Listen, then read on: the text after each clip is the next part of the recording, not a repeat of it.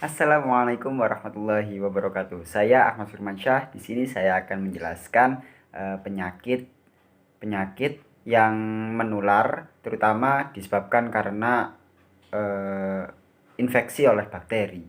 Nah, sekarang saya akan menjelaskan penyakit sifilis.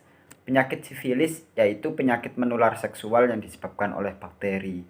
Gejala ini untuk penyakit ini biasanya diawali dengan munculnya luka yang tidak terasa di area kelamin, mulut ataupun dubur.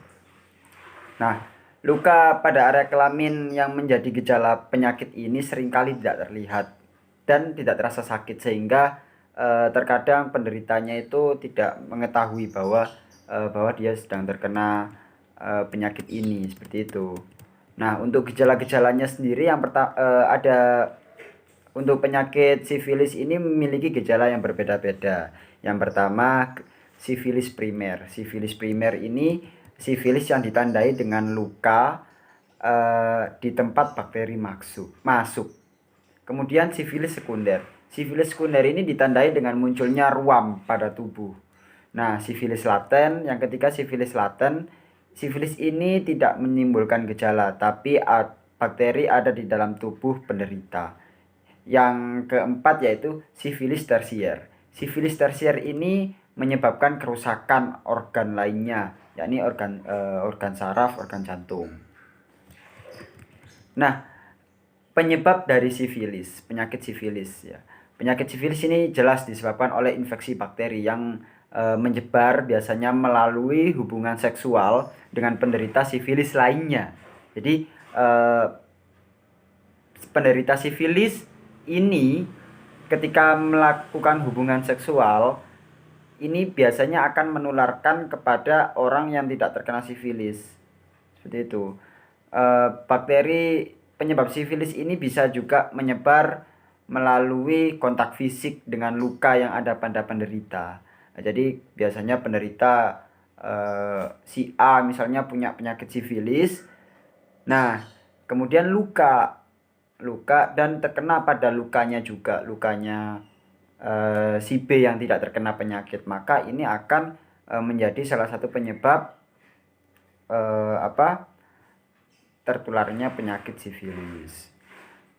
Juga penularannya itu biasanya terjadi pada seseorang yang sering gonta-ganti pasangan. Jadi orang yang berhubungan seksual kemudian gonta-ganti si A, si B, si C, si D, itu akan menjadi salah satu penyebab penularannya penyakit sifilis ini.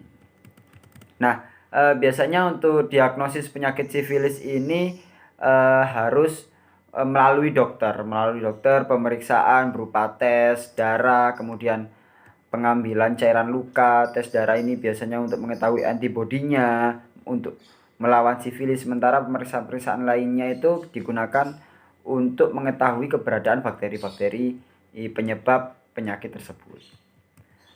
Untuk pengobatan sifilis atau raja singa ini akan lebih efektif jika diketahui ketika di tahap awal. Jadi ketika si penderita ini tahu akan dia terkena penyakit sifilis, maka di awal-awal ini bisa untuk diobati. Jadi akan lebih efektif. Selama masa pengobatan, penderita ini dianjurkan untuk tidak melakukan hubungan seks sampai dokter memastikan infeksi dari penyakit sifilis ini sudah sembuh. Kemudian untuk pencegahannya, untuk pencegahan penyakit sifilis ini dapat dicegah dengan perilaku seks yang aman. Perilaku seks yang aman yaitu setia pada satu pasangan saja, jangan bergonta-ganti.